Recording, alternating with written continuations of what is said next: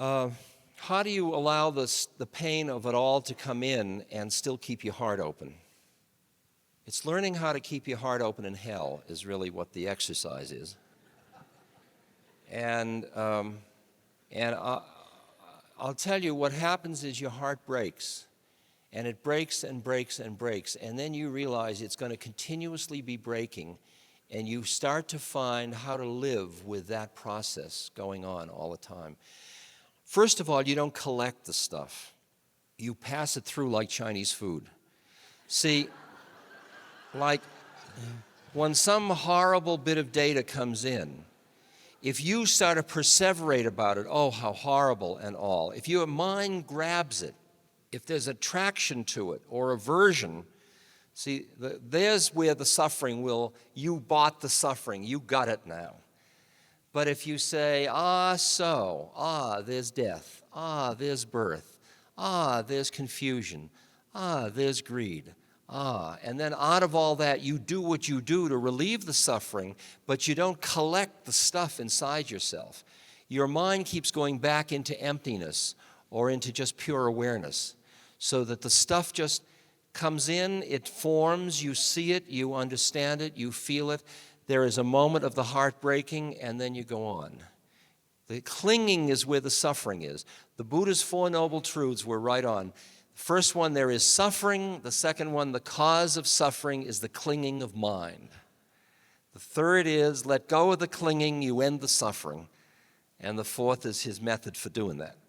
Now, those three first things are right on.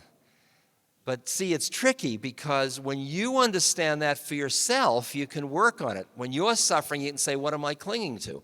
What's the attraction or the aversion? Like if I'm getting old and I'm suffering, it's because I'm holding on to youth. It's like holding on to the summer against the winter. You know, it's like these are processes. What am I holding on to? Why don't I just ride with it? You know, there's the suffering. There's the root of the suffering is the clinging. But it's not easy to go up to somebody else that's suffering and say, you know, somebody comes up and says, hey, you got a quarter, I'm hungry, and you say, stop clinging. See,